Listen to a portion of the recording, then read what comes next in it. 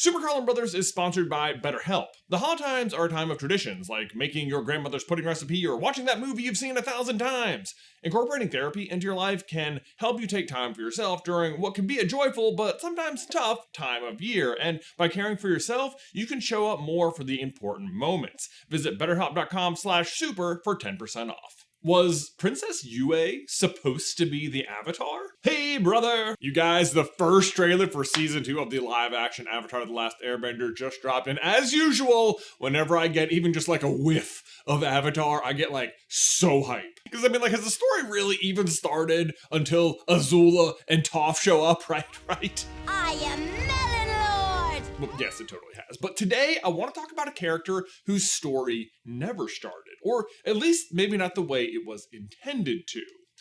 Princess Yue of the Northern Water Tribe.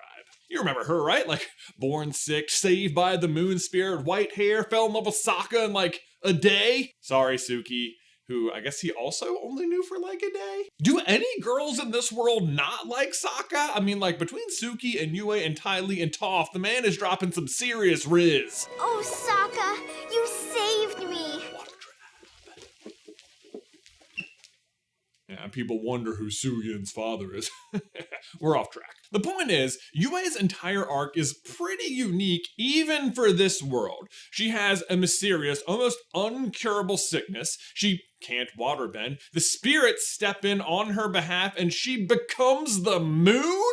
My first girlfriend turned into the moon. That's rough, buddy. And you might think, well, yeah, she was destined to become the moon. So all of that was just leading up to, well, that, and fair enough, and yet I think there is still a better explanation. Yue was supposed to be the next Avatar, except Aang didn't die on time because he was frozen in the iceberg. The count's off! And I know that kind of sounds crazy, but the more you look into it, the more it makes sense. So today we explore Yue, the Avatar that wasn't. Hey, brother! Water. Earth. Fire. Air. That is the order of the Avatar cycle, meaning that after each Avatar dies, the new one will be born into the next appropriate nation in the line. Which has always been extremely interesting to me because it suggests that the true natural order of this world is for the four bending styles to live separate but harmoniously. Fittingly, I suppose Aang also founds Republic City, a place where all four nations live together, which represents the Avatar's role in thing. He is all combined. But like, then what if there were no borders and everyone just lived everywhere? Would the Avatar cycle just continue on? Like, I suppose that's a sky bison of a different color. But for the purpose of today's video though, the way the world is supposed to work is with four distinct nations. So Katara is not wrong when she says everything changed when the Fire Nation attacked, because when they do wipe out every air nomad and destroy an entire nation, you know, minus Aang, they literally throw the world out of balance. And so fittingly, the Avatar cycle itself gets thrown out of balance as well, with Aang suddenly freezing himself in the iceberg for 100 years, long past when he should have died by natural means. But I'm saying should like in italics, because it's not like I'm saying like Aang needed to die. What was he thinking? I'm just saying that the cycle has a very predictable nature to it, like seasons. It always goes in the same order based on nations, meaning in a way the nations are actually more natural than they are political. And wouldn't you know, anytime it gets to be, you know, more about the politics is when all the fighting starts to break out. Feels like there's a lesson in there. But what I'm really getting at is that the Avatar cycle itself is seasonal.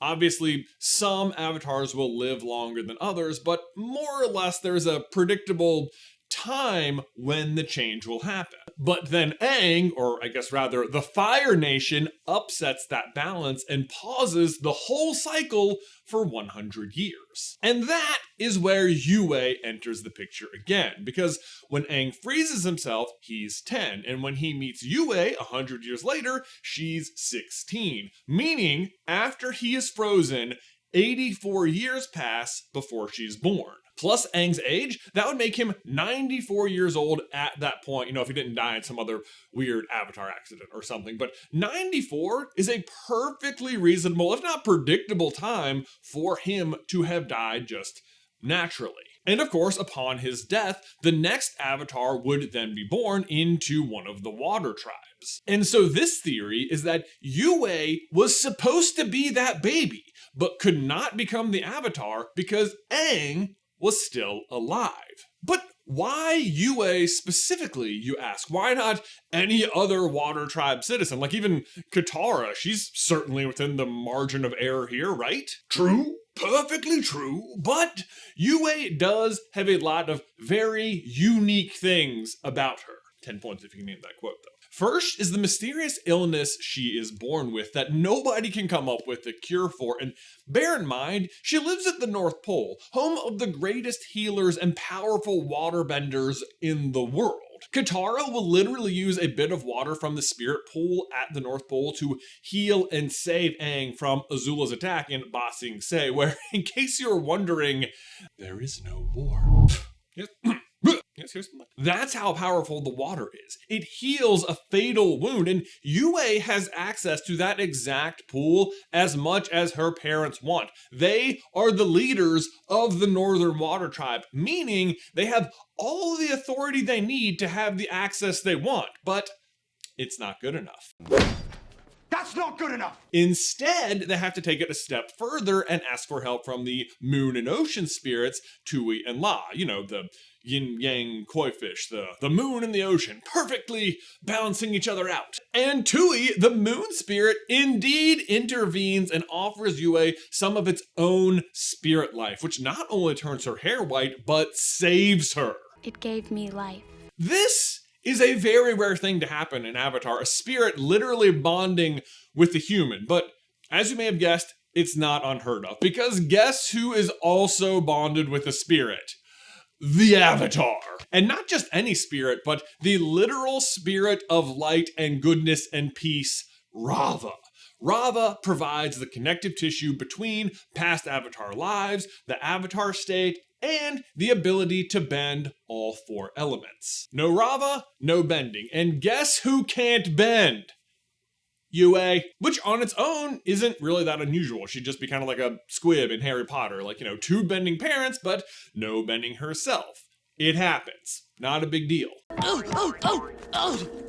But what makes it unusual for Yue is the accompanying sickness. And because it's the addition of some spirit life being poured into her from Tui that saves her, it seems like what caused the sickness was the lack of a spirit that was supposed to be there.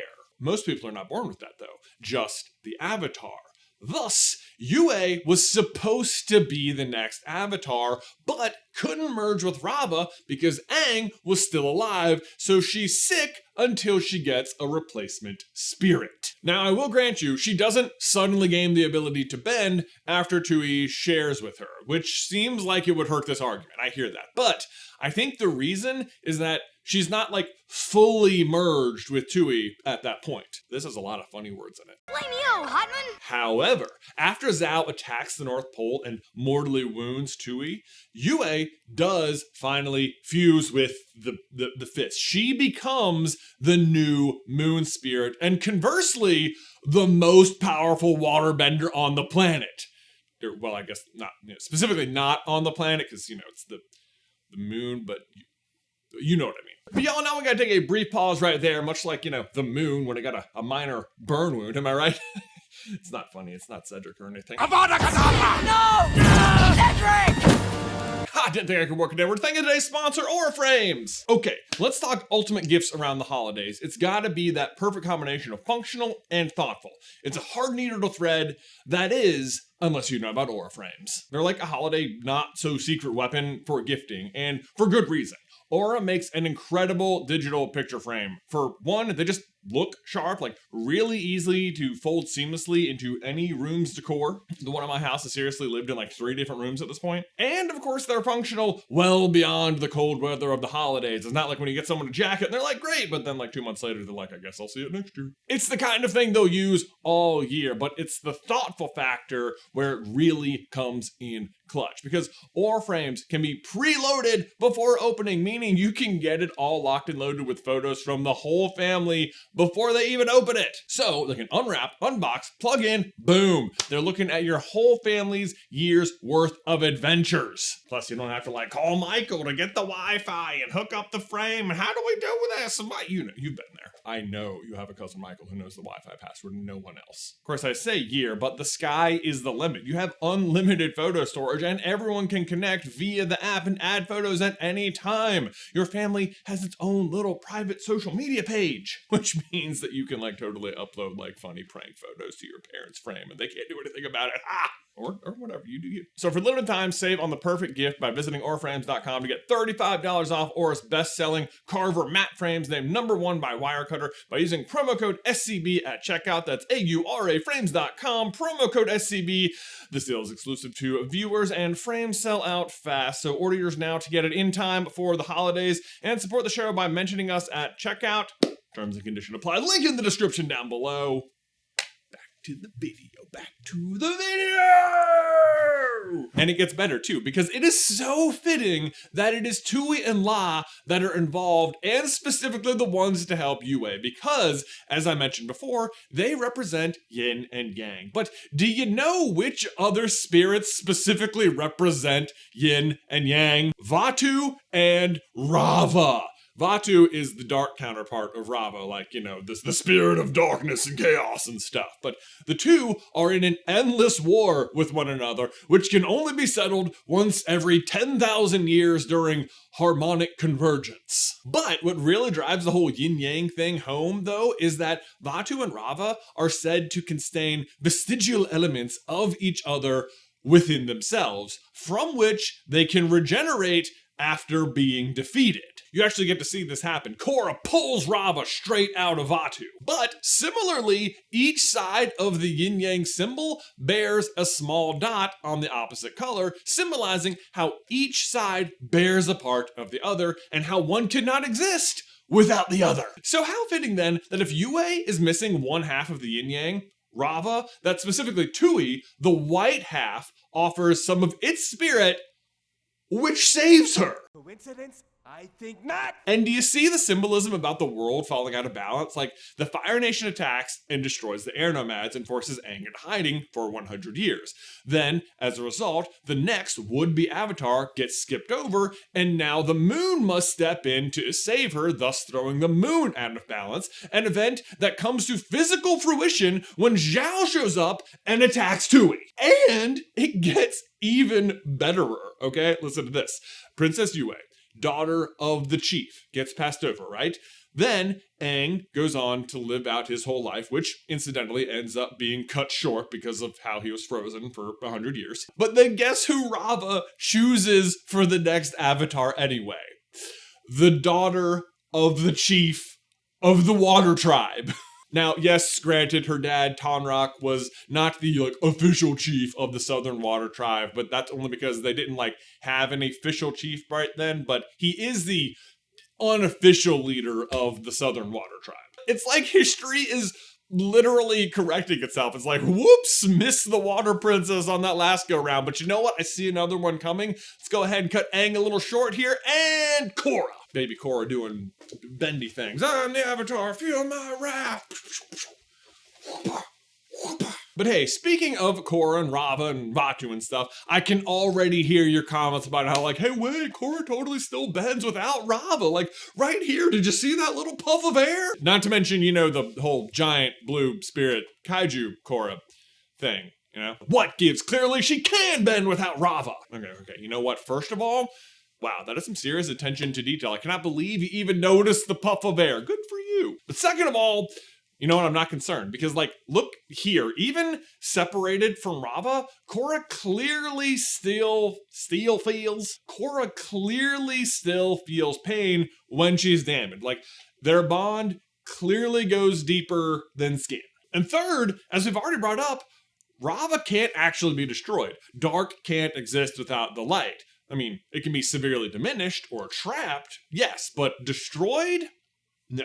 He cannot destroy light any more than I can destroy darkness. One cannot exist without the other. And fourth of all, it's harmonic convergence, a literal once in 10,000 year cosmic event that basically means all the rules are out the window. Please let us have a giant spear fight in the Bay of Republic City, okay? I think we can all agree that's what it felt like the writers were saying in that moment. Or, you know, also maybe Tenzin just airbender up there behind the cloak. You know, we can't see his hands. The more fun question, I think, though, is has the Yue situation happened before? Because, in case you didn't know, Avatar Kyoshi actually has Aang beat on lifespan, living over 200 years, and that's without freezing herself in an iceberg or anything like that. This is a very real feat she accomplished by learning what I'm going to call like subatomic bending, where she is literally bending the cells of her body on a microscopic level to repair all of her organs and live on and on and on. There's some very weird abilities if you read the books. The Avatar novels are crazy. Anyway, Kyoshi eventually does pass on at the age of 230, having finally decided to die or just let the Avatar cycle continue, but Roku is the Avatar after her, which makes you wonder if there was another Fire Nation citizen that should have been the Avatar. And I looked pretty hard for this. The issue, though, was that it's hard to track down a lot of Fire Nation characters in what feels like the appropriate time zone. I mean, you've got Taiso, who would be Sozin's father, so a Fire Lord who was born a generation before Roku. He seems like a pretty good candidate. He is specifically disappointed that Sozin isn't born the Avatar, so, like, maybe he feels that way because he felt like he should have been the Avatar, but otherwise he's not, like, sick or anything, and he can still firebend, so not a great candidate. But then you've also got Zaysen, who's Sozin's sister, who was born without bending and opposes her brother's way of thinking. Sozin's the guy who like starts the whole war, Sozin's Comet, you know that.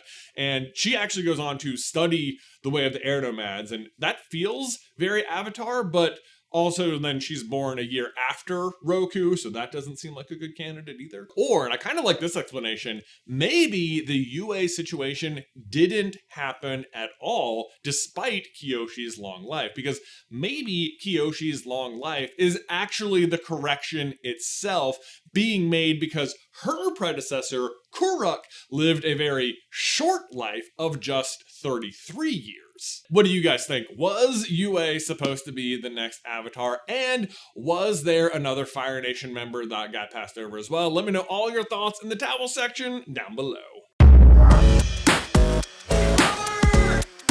But guys, thanks for watching. Don't forget to like and subscribe if you haven't already. If you want to see how Ty Lee might have been descended from the air nomads as well, I'd recommend this video over here. I think they might have actually just confirmed this, and it might have to do with Sozin's sister. Let me know if you want to make that video as well. Otherwise, Ben, I will see you in another life.